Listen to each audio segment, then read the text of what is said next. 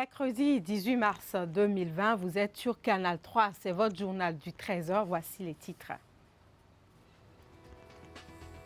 Aux grands mots, les grands remèdes face à l'épidémie de coronavirus qui sévit actuellement au Bénin, le Conseil des ministres s'est réuni hier en session extraordinaire. Retour dans un court instant sur les grandes décisions.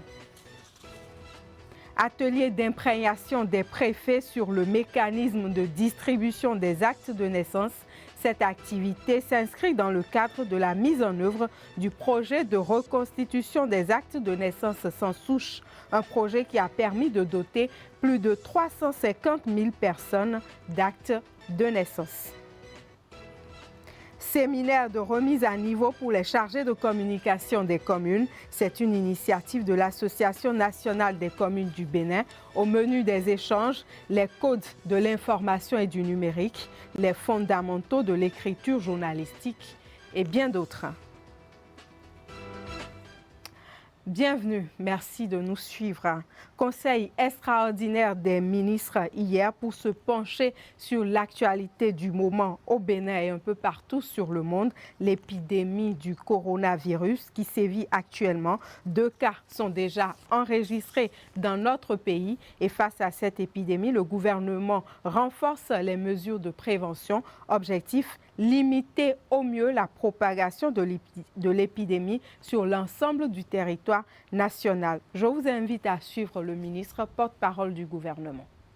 À la suite des dispositions antérieurement mises en œuvre dans le cadre de la prévention de l'épidémie, le Conseil a pris les décisions ci-après, valables pour une période de 2 semaines pour compter du jeudi 19 mars à 0 heure. Limitation à l'extrême nécessité des entrées et sorties aux frontières terrestres de notre pays. Seules les traversées indispensables seront autorisées en liaison avec les autorités des pays voisins. Des mesures de renforcement du contrôle seront appliquées pour la mise en quarantaine systématique de toute personne suspecte ou qui tenterait de contourner le dispositif. Restriction de la délivrance des visas d'entrée au Bénin. Mise en quarantaine systématique et obligatoire de toute personne venant au Bénin par voie aérienne. En conséquence, le gouvernement a décidé de la réquisition d'1 millier de chambres d'hôtel à cette fin. Les frais de quarantaine des nationaux seront assurés par l'État, tandis que les non-nationaux supporteront par eux-mêmes les 10 frais. Les sites hôteliers concernés ont déjà été identifiés et leur surveillance sera assurée par les forces de défense et de sécurité afin de s'assurer du respect strict de la mesure de quarantaine. Suspension de toutes les missions à l'extérieur du pays pour les membres du gouvernement et pour les cadres de l'administration publique, sauf en cas d'urgence absolue. Les structures et les personnes du secteur privé sont invitées à observer la même prudence. Suspension de toutes les manifestations et tous autres événements non essentiels à caractère sportif, culturel, religieux, politique et festif. Suspension des préparatifs du pèlerinage à la Mecque en cohérence avec les dispositions prises par les autorités saoudiennes. Obligation pour les transporteurs en commun de doter leurs employés ainsi que les passagers en masques ou bavettes appropriées et de respecter les distances de sécurité sanitaire entre occupants. Recommandation aux personnes éplorées de limiter au strict minimum les obsèques de leurs défunts et de différer les manifestations subséquentes. Recommandation aux responsables religieux de faire respecter, lors des cultes, la distance de sécurité sanitaire d'au moins 1 mètre entre fidèles, d'éviter les poignées de main, les accolades et tous autres gestes contaminants. Obligation pour les banques, supermarchés, bars, restaurants, entreprises et autres établissements recevant du public de prévoir des mesures de protection et d'hygiène et de faire observer par les clients et usagers la distance de sécurité sanitaire entre eux. Mise à disposition par l'État au profit des pharmacies, supermarchés et autres structures de stock de masques de protection dont les prix seront encadrés pour rester accessibles à l'ensemble de nos concitoyens. Par ailleurs, le Conseil rappelle que ces mesures, ainsi que les consignes préventives individuelles et collectives diffusées par les autorités sanitaires pour limiter la propagation du Covid-19, sont d'intérêt public et s'imposent à tous. Elles feront l'objet d'une surveillance stricte visant à garantir leur respect effectif.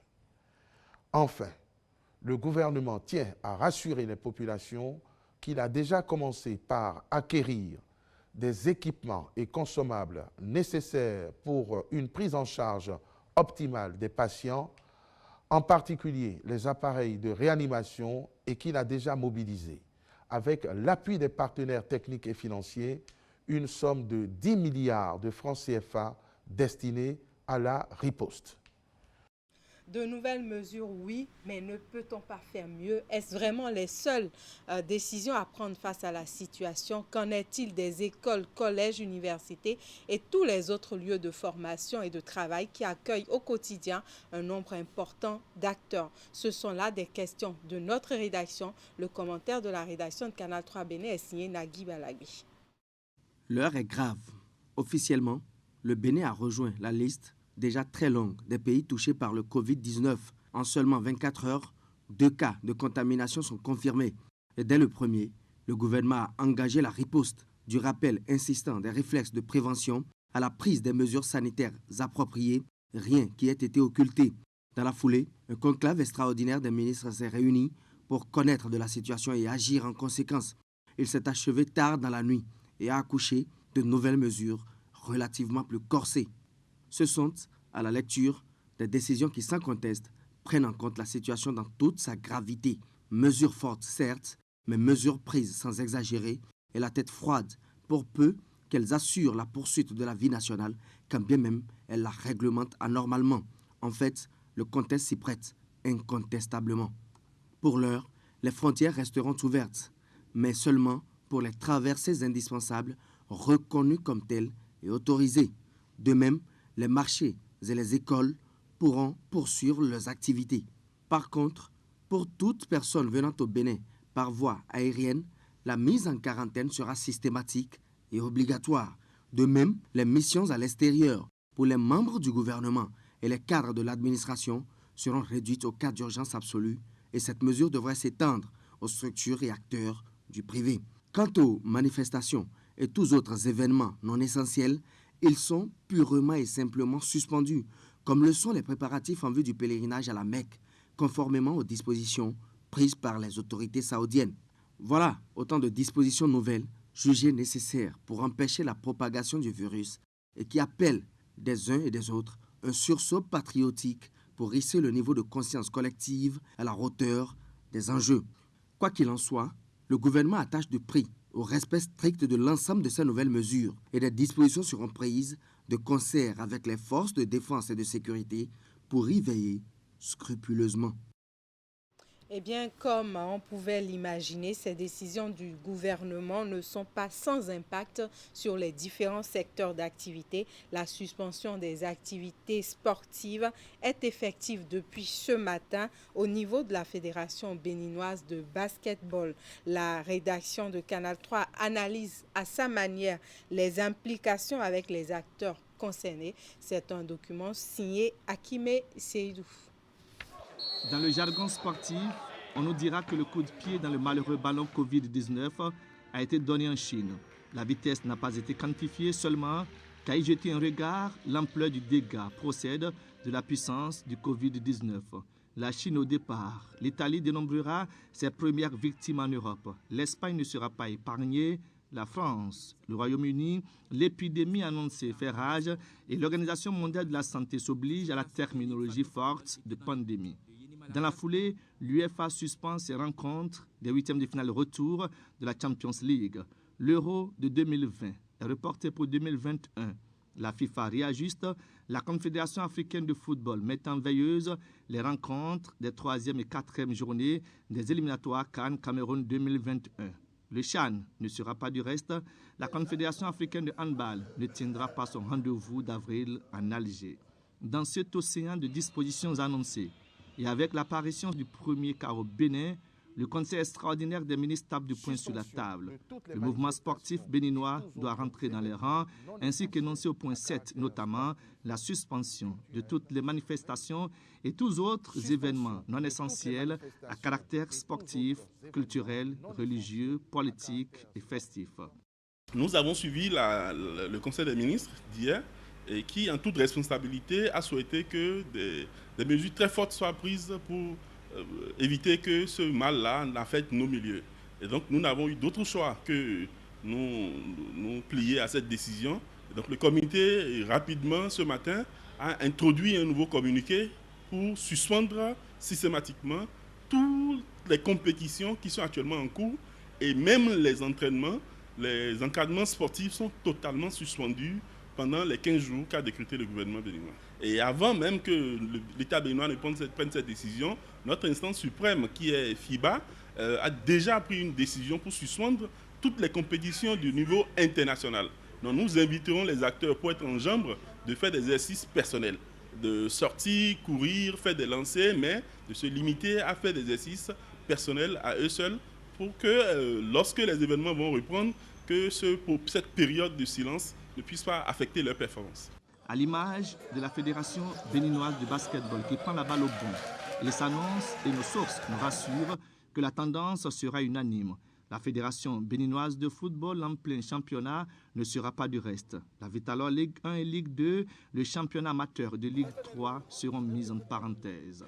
Romiad Razoumi, du comité exécutif de la Fédération béninoise de cyclisme, était déjà dans l'anticipation parce qu'ayant déjà fait reporter le Tour cycliste du Bénin. Quid des Jeux olympiques, une réunion de crise en ligne entre les présidents des comités nationaux olympiques est prévue pour cet après-midi. Julien Menavoa, président du comité national olympique et sportif du Bénin, nous tient en haleine jusqu'à la fin des échanges.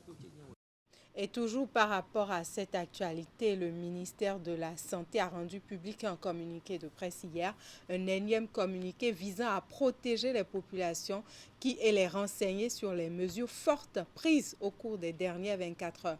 Plusieurs étrangers revenus de leur pays d'origine où sévit la pandémie du coronavirus sont interpellés et mis en isolement forcé. Précision avec le secrétaire général du ministère de la Santé. Communiqué du ministre de la Santé.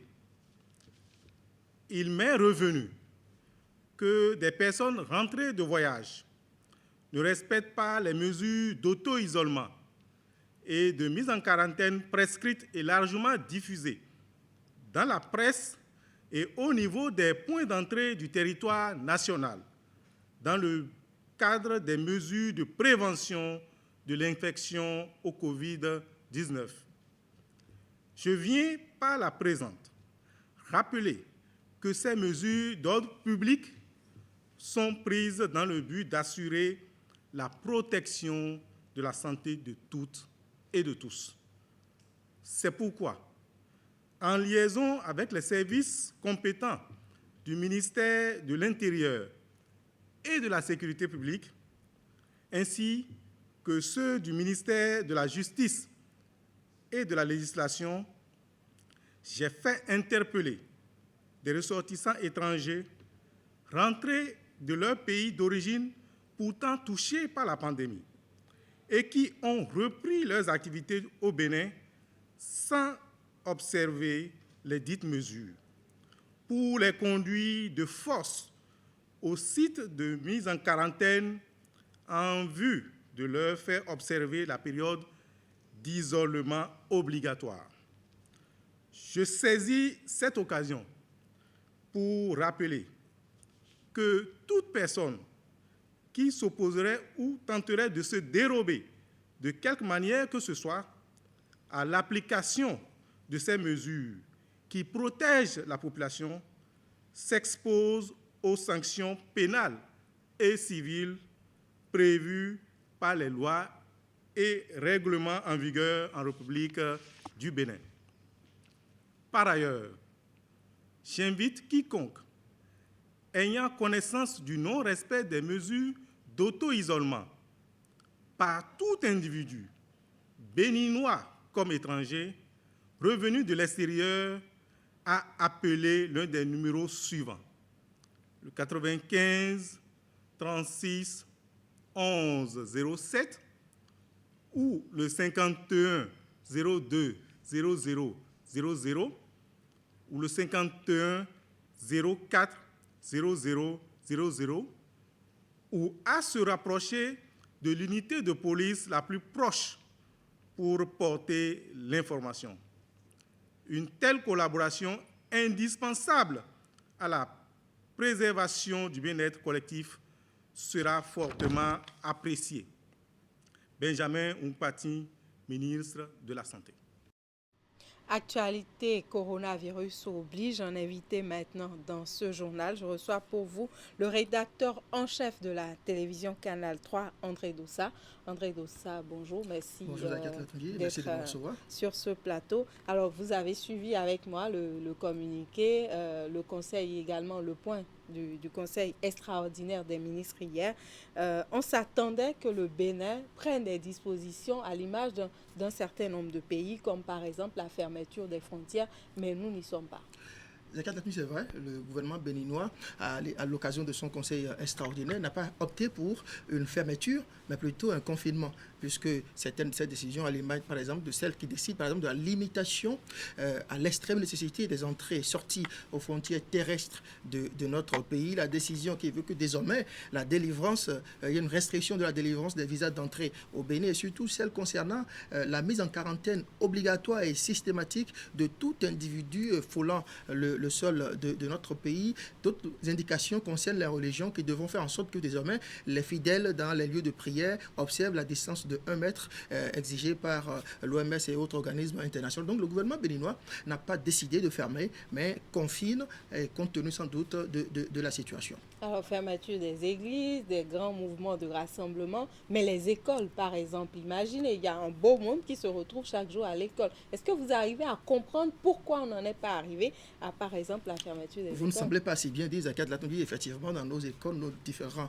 lieux de savoir, il y a de l'affluence, il y a nos enfants qui y séjournent. C'est vrai, mais imaginez, si nous fermons nos écoles, Zakia Latongi, cela voudra dire, par exemple, que nous acceptons d'aller vers une année non invalidée, parce que personne à la date d'aujourd'hui ne sait réellement quand est-ce que la pandémie de Covid-19 va prendre fin. On ne sait pas concrètement quand est-ce que cette psychose ambiante va s'arrêter. Donc décider de fermer les écoles, c'est un petit peu se jeter un peu dans l'inconnu. On ne sait pas quand est-ce que ça va reprendre les écoles. Écoutez, quelle preuve, quelle garantie avons-nous aujourd'hui que les enfants pourront être confinés à la maison, pourront être gardés à la maison? Combien de parents d'élèves ont la capacité de garder leur progéniture à la maison dans notre pays? Écoutez, observez, pendant les week-ends chez nous, déjà les enfants ne sont pas à la maison. Ils sont un petit peu parfois livrés à eux-mêmes, parfois les parents sont occupés et donc exposés à d'autres fléaux de notre société, notamment les grossesses précoces et ce phénomène ambiant de viol tous azimuts auquel nous assistons en ce moment. Donc on ne pouvait pas prendre vraiment la décision de fermer les écoles donc, et mettre les enfants dans nos villes, dans les localités, dans les rues, dans les quartiers, parce que vraiment il sera peut-être difficile pour les parents de les garder dans la maison. Alors, imaginons qu'on comprenne un peu la mesure par rapport à l'école qui continue normalement qui continue d'ouvrir ses portes, mais les marchés. Imaginez un peu le marché d'Antokpa avec le flux de personnes et le flux d'activités au quotidien. Si peut-être nous étions un petit peu comme les pays occidentaux, les Européens en l'occurrence, que nous avions des systèmes de cours à distance ici, on pouvait laisser également nos enfants à la maison qui pourront recevoir des leçons, des exercices qu'ils enverront après aux enseignants pour être corrigés. Ce n'est malheureusement pas le cas ici. Parlant donc de la question donc, des marchés Zakia Latongi. Vous imaginez, si nous fermons les marchés, nos espaces marchands, comment allons-nous, avec quel impôt et comment la douane pourra renflouer les caisses de l'État pour que nos salaires soient payés? Vous imaginez un père de famille qui ne paye la popote que sur la base de la recette qu'il a réalisée la veille. Quand on va fermer les marchés et fermer peut-être aussi le port et autres lieux de vente, comment ce père de famille pourra subvenir aux besoins de sa famille? Si nous fermons les espaces marchands Zakia Latongi, vous savez, nous n'avons pas une planche à billets ici dans notre pays. Notre monnaie est frappée en Occident. Comment le gouvernement va faire face aux dépenses, aux charges de l'État? Je crois qu'il serait difficile d'envisager de telles mesures. Touchons du bois. Espérons que la psychose n'aillent pas plus que ce qu'on observe en ce moment et que nos gouvernements ne soient pas obligés de prendre des mesures vraiment drastiques qui pourraient nous amener à fermer les marchés, le port et autres institutions qui permettent à notre État de vivre économiquement. Et ce sera la dernière question maintenant. Ces décisions du gouvernement, pensez-vous que ça nous met véritablement à l'abri et nous permet de contrôler autant que possible cette épidémie? Je pense que oui, Zakiat Latondji, dans la mesure où aujourd'hui, le gouvernement, ma foi, a pris une décision responsable. Parce que si nous fermons les écoles, nos enfants n'auront pas la garantie qu'ils seront à la maison, qu'ils seront vraiment gardés en sécurité. Si nous fermons les marchés, nous n'avons pas la garantie que notre État, s'il y a fragile, notre économie si fragile, pourra continuer de fonctionner de façon à nous permettre de subvenir à nos besoins. Nous n'avons pas la garantie que beaucoup de Béninois ont la possibilité de faire les courses, de faire des provisions et pouvoir les garder au frigo sur plusieurs jours. Et d'ailleurs, je le rappelle, nous ne savons toujours pas quand est-ce que ça va prendre fin. Alors, je crois que cette décision prise par le gouvernement sont salutaires et le chef de l'État, ma foi, n'a pas suivi toutes les propositions qui lui ont été faites. Il a dû réfléchir, prendre un peu la mesure de la situation, tenir compte de notre économie vraiment fragile, qui travaille aujourd'hui à sa résilience pour prendre la décision de ne pas fermer, mais de confiner. Il faut peut-être espérer que les mesures qui sont prises soient mises en œuvre avec vraiment beaucoup d'efficacité. Faire en sorte, par exemple, que le confinement systématique qui est décidé au niveau de l'aéroport, en tout cas la mise en quarantaine obligatoire, soit étendu à d'autres frontières du pays pour que les autres citoyens, les individus qui rentrent dans notre pays sans passer forcément par l'aéroport, puissent également subir ces mesures-là prises par le gouvernement. Il faut également espérer que nous ne soyons pas obligés d'utiliser le millier de chambres d'hôtel réquisitionnées par le gouvernement dans le cadre donc, de la mise en quarantaine et que chaque citoyen se sente obligé d'assurer sa propre sécurité, mais également la sécurité de son prochain. Que nous sachions que nous avons le devoir de nous protéger, mais aussi de protéger tout le monde. Et c'est très important parce que partout dans le monde, pour le moment, on ne conseille aux citoyens de se protéger. La prévention reste pour le moment notre meilleure arme contre le Covid-19. Très bien, merci André Dossa pour toutes ces explications. Je rappelle, vous êtes rédacteur en chef de la télévision Canal 3 Bénin. Et vu l'ampleur des dégâts que la pandémie du coronavirus cause dans le monde entier et surtout avec son apparition au Bénin, le maire de la ville de Cotonou, Isidore Nyonfou, a adressé un message à l'endroit de ses compatriotes. Face à la presse hier, le maire de Cotonou invite au calme et au respect des mesures de prévention recommandées par les autorités sanitaires. Cotonoises, Cotonois, le monde entier est secoué actuellement par une pandémie, le coronavirus, depuis 2019. Face à l'évolution rapide de ce virus, il revient à chacun et à tous de jouer leur partition. Je vous invite donc à suivre rigoureusement les mesures de prévention recommandées par les autorités sanitaires de notre pays. Il s'agit de se laver fréquemment les mains à l'eau et au savon, d'éviter de cracher et de se moucher sur le sol, d'éviter les contacts physiques avec toute personne ayant la fièvre, la toux, et consulter un médecin en cas de difficulté respiratoire. Éviter tout contact direct non protégé avec les animaux. Le conseil municipal et moi, nous nous employons à mettre en œuvre diverses dispositions à travers le renforcement du lavage des mains à l'eau et au savon dans les écoles maternelles et primaires, l'organisation des séances de sensibilisation dans les marchés secondaires, les collèges d'enseignement général, ainsi que les séances de sensibilisation au profit des élus locaux, afin de compléter le dispositif de prévention mis en place par le gouvernement.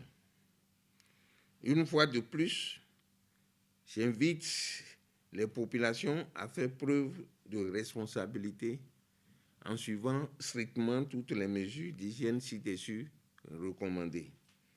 J'invite, pour finir, les uns et les autres au calme, à la patience et à faire confiance aux autorités sanitaires de notre pays qui mettent tout en œuvre pour une gestion efficace de cette pandémie. Se protéger, c'est protéger aussi les autres. Autre chose maintenant, mais toujours au ministère de la Santé, avec les directeurs à divers niveaux qui sont investis de nouvelles tâches. Ils ont reçu des mains de leur ministre Benjamin Nkpati des lettres de mission au titre de l'année 2020. Ces lettres leur serviront de carnivore dans l'exécution de leur mission. Les détails de la cérémonie sont avec Teddy Goudalo et Ulrich Gaba. Le CHD à Takora.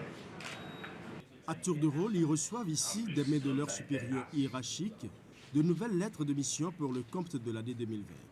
Il s'agit des directeurs généraux à divers niveaux du ministère de la Santé. Le document leur servira de boussole en termes de gestion des ressources humaines, financières et matérielles. Et à travers le PTA du ministère, nous veillons à ce que les moyens soient mis à disposition pour l'atteinte de ces cibles. Un cadre de performance a été identifié. Et à travers ce cadre, nous allons pouvoir procéder à une évaluation objective. Je voudrais encore une fois vous encourager dans cette noble et exaltante mission, celle de sauver des vies humaines. Ils sont donc investis de nouvelles tâches. Chacun d'eux a l'obligation de résultat au niveau de sa direction. Les performances obtenues seront appréciées à l'issue de la mise en œuvre des recommandations contenues dans ces lettres de mission.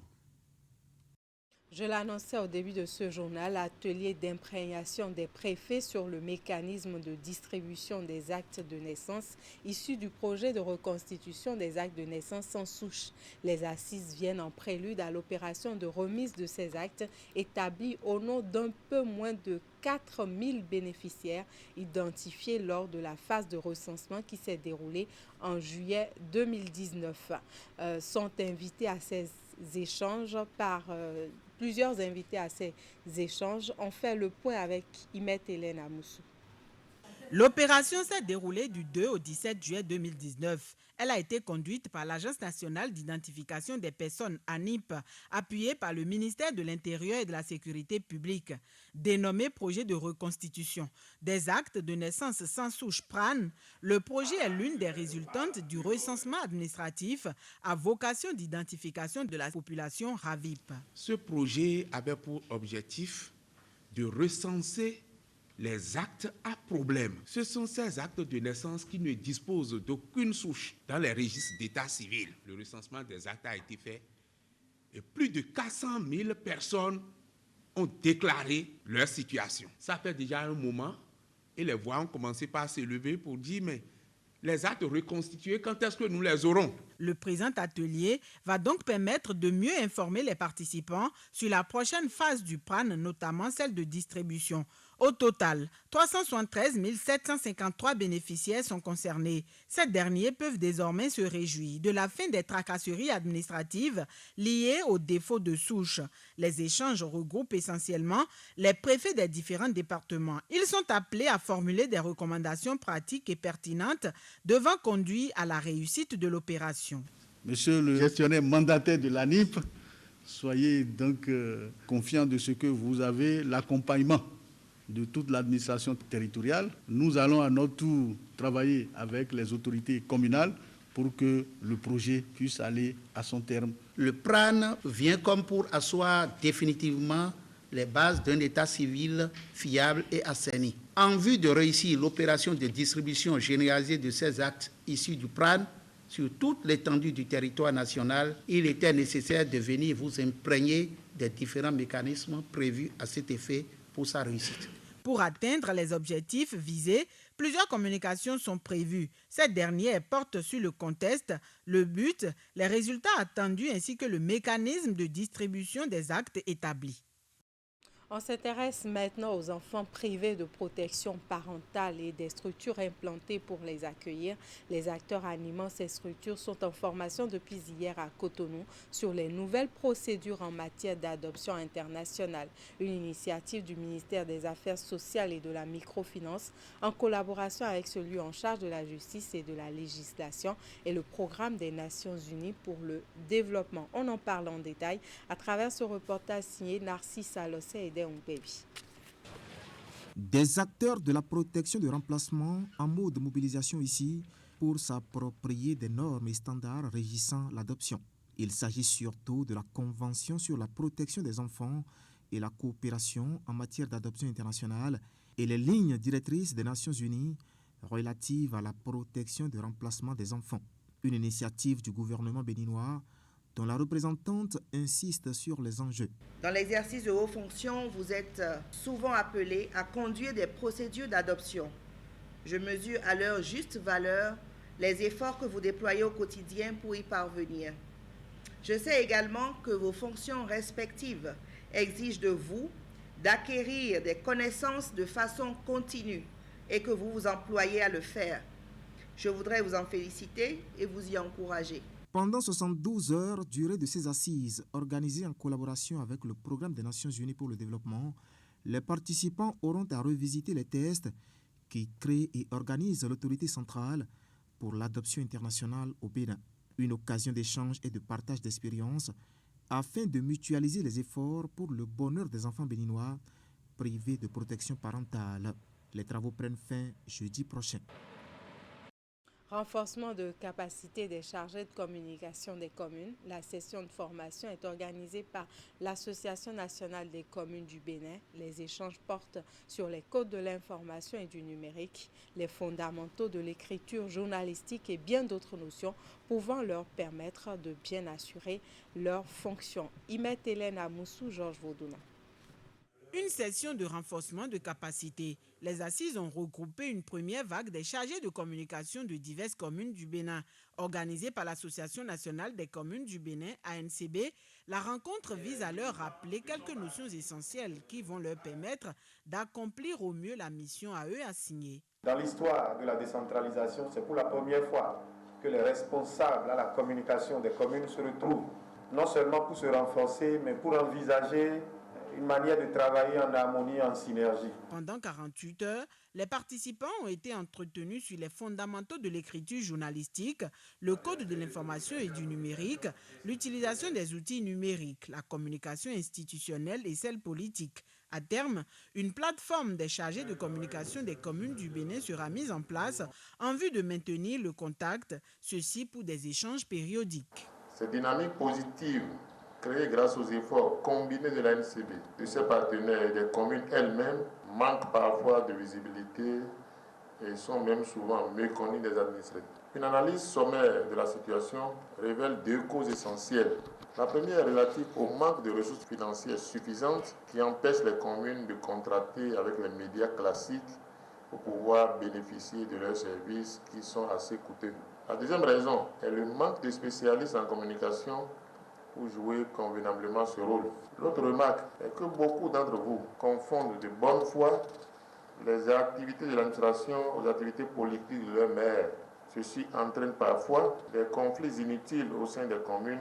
C'est donc dans le souci d'apporter des solutions à ces problèmes et d'aider les communes à mieux valoriser l'action publique locale que l'ANCB a organisé le présent atelier. Soulignons que l'organisation de cette formation a connu l'appui technique et financier de l'Union européenne ainsi que de l'Association internationale des maires francophones, AIMF. Journée internationale des droits de la femme, on en parle encore. À Kovel, l'événement a mobilisé autour des responsables de plan international Bénin, les femmes de la localité, autorités politico-administratives et bien d'autres. C'était également un cadre de partage avec la population sur la situation de la femme et de la fille au Bénin. Plusieurs activités ont meublé les manifestations. On retrouve à nouveau Imet Hélène Amoussou et Georges Vaudouna. Édition 2020 de la Journée internationale de la femme. Plan international Bénin a donné l'occasion aux femmes de Kovel de se faire entendre. À travers une caravane, elles ont sillonné les artères de la ville avant de rallier le lieu réservé pour diverses autres activités. Je voudrais vous accueillir un de ces jours dans mon cabinet. Nous allons nous entendre sur l'essentiel que l'autorité va vous apporter pour faire l'honneur à la femme.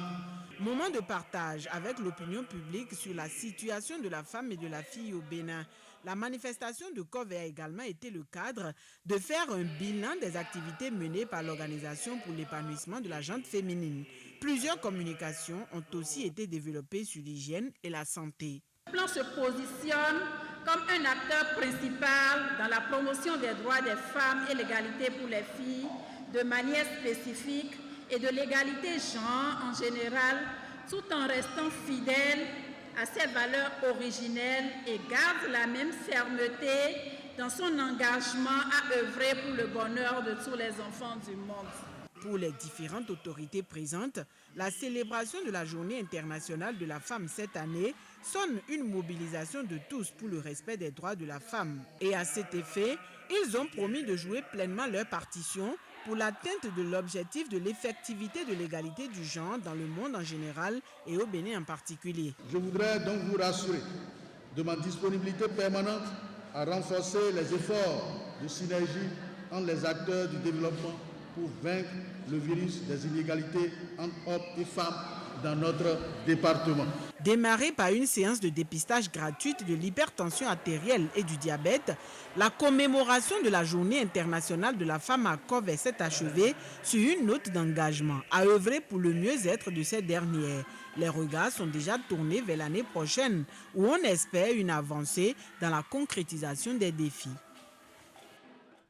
L'événement rassemble souvent les fidèles de l'Église initiatrice ainsi que ceux venus d'autres paroisses. Il s'agit de la fête de la moisson, une reconnaissance à la gloire de Dieu. Elle est célébrée à une période de l'année qui coïncide avec la saison des récoltes, ponctuée de cultes d'action de grâce et de la vente de charité. La manifestation est source de bénédiction pour les organisateurs et tous ceux qui y participent. La fête de la moisson dans l'Église du christianisme céleste, c'est le sujet qui a intéressé notre équipe de reportage du bureau régional de Boycon. Suivez plutôt. Célébré chaque année, l'événement rassemble en plus des fidèles de l'Église qui l'organise, les frères en Christ d'autres paroisses du pays. La fête de la moisson est une manifestation d'envergure portée au rang des plus importantes de l'Église du christianisme céleste. Elle tient ses origines des écritures bibliques et garde la recommandation particulière du révérend père fondateur du christianisme céleste, le pasteur Joseph Samuel Biléou Oshofa. Quand vous construisez votre paroisse, vous faites 2 ans pour rendre grâce à Dieu d'abord. Et à partir de la 3e année, vous commencez les fêtes de moisson. Pour les fidèles qui participent à la fête, vous avez tout d'abord la grâce de Dieu, le bonheur spirituel dans l'église et partout où vous passez. Ensuite, cette fête, elle est dite pour que nous nous rassemblions tous, pour que nous fassions effectivement des frères et sœurs dignes de ce nom, dignes de Dieu. Parce que quand une fête de moisson arrive, dans tous les coins du monde, les gens viennent de part et d'autre. La fête de la moisson est commémorée à différentes périodes de l'année, mais de préférence au début des saisons de récolte agricole. Les fidèles ramènent alors pour les manifestations divers produits nouvellement moissonnés, d'où le nom de la fête de la moisson. Les réjouissances qui marquent la célébration comporte 2 parties, le culte d'action de grâce et la vente de charité. Le culte est célébré comme d'ordinaire, mais rythmé par beaucoup de chants extériorisant la joie des fidèles. La vente de charité, quant à elle, se déroule avec enthousiasme. Elle est caractérisée par une envolée des prix proposés pour l'acquisition des produits disponibles. Les premières récoltes, vous les donnez à Dieu. Quand vous êtes un fonctionnaire ou artisan par hasard, vous achetez d'autres choses que nous remarquons aujourd'hui. Exemple, une chaise. C'est ce que le bon Dieu avait dit en Exode, que chaque année, que les enfants d'Israël doivent fêter pour lui. Ce qui est à 100 francs maintenant, tu peux acheter ça à 100 000, à 50 000, 20 000. La seconde partie, ça débute par le bazar. Et le bazar, qu'est-ce que cela signifie? Vous avez quitté une paroisse et cette paroisse-là envoie sa part. Et c'est ça qui représente le bazar. Ces sous-là, quand vous les prenez, on prend le tiers pour la paroisse, le tiers pour le Saint-Siège même, c'est-à-dire la voie hiérarchique, le tiers pastoral et le tiers évangélique. Dans ce tiers-là, vous prenez 2 tiers pour le chargé et 1 tiers pour ceux qui travaillent avec vous.